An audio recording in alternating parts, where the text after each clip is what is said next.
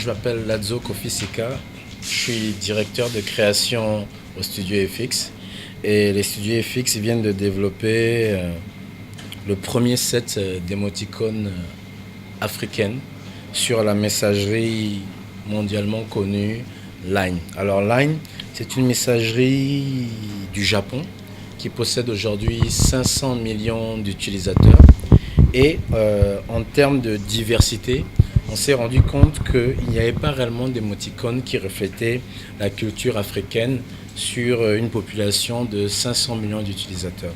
Donc nous, au studio FX, nous avons décidé de réfléchir à un set d'émoticônes qui pourrait reprendre premièrement les couleurs de l'Afrique et surtout de pouvoir véhiculer ce langage d'émoticônes qui est en train de révolutionner complètement la communication digitale.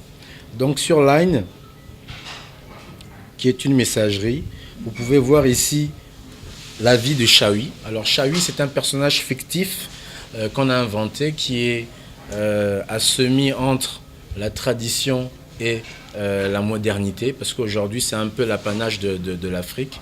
Nous sommes un peuple qui évolue selon la modernité tout en conservant nos valeurs traditionnelles.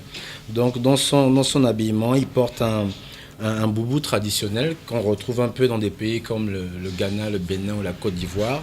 Et selon les actions de l'émoticône, il représente des actions que nous voyons dans la vie de tous les jours. Étant donné qu'une émoticône nous permet, pendant une conversation, premièrement de traduire des émotions, bien de traduire des actions sans écrire un long message.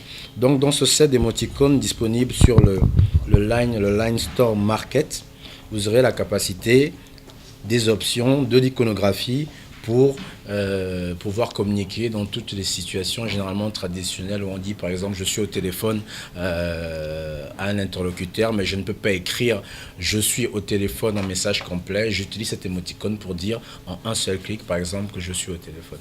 Donc aujourd'hui les émoticônes sont un langage qui vient quand même des pays asiatiques, donc du Japon en général, après qu'il s'est propagé en Europe. Chaque nation l'utilise de différentes manières. Les Russes ont une façon précise d'utiliser les émoticônes, c'est plus concentré sur la bouche. Les Asiatiques et les Japonais utilisent plus les émoticônes sur la relation avec les yeux parce que c'est propre à leur culture. Nous, en Afrique, on doit chercher notre moyen de communication, notre reflet sur le monde des émoticônes, étant donné que nous sommes un continent qui véhicule aujourd'hui 2000 langages et 3000 cultures. Donc voilà, voilà plus ou moins les données culturelles de l'Afrique en général. Nous travaillons avec des équipes d'infographistes. Donc on a une équipe qui pilote le projet au niveau du Sénégal et on a un pôle d'infographie qui est au niveau du Nigeria. Et la stratégie, c'est au bout de 2 ans d'avoir une équipe locale dans chaque pays d'Afrique, étant donné que chaque pays reflète une culture particulière. Alors ce qui est intéressant sur Line, c'est que les émoticônes ont la possibilité d'être monétisés. Donc Line aujourd'hui, la seule messagerie qui a ouvert son écosystème d'émoticônes, donc qui permet aux designers de pouvoir créer des émoticônes et de pouvoir les monétiser en ligne. Donc en créant des émoticônes sur Line, on crée de l'emploi parce qu'on rémunère un travail. Tous les 6 mois, Line vous fait le décompte de vos téléchargements et vous percevez des fonds de vos téléchargements. Donc aujourd'hui, ça devient ce qu'on appelle de l'économie virtuelle. Quelle que soit la position où on est sur le continent, on a la possibilité de produire du contenu et de le vendre à l'étranger, quelle que soit sa position. Nous ne sommes pas une grosse structure, ça fait 4 ans que nous existons et nous sommes restés sur un modèle de PME. Donc nous avons une équipe de 3 personnes, c'est ce qui est réellement extraordinaire parce qu'aujourd'hui pour produire des émoticônes, vous n'avez pas réellement besoin d'une équipe de 10, 15 à 20 personnes.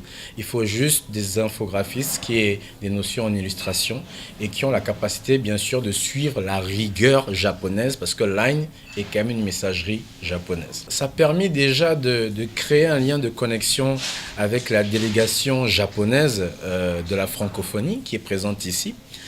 Nous avons soumis des propositions aux problématiques de la langue française au Japon, à la délégation des jeunes du Japon présente ici au Forum mondial de la langue française et ils se sont rendus compte justement que sur les contenus même de Line, il y avait une grosse absence de la langue française.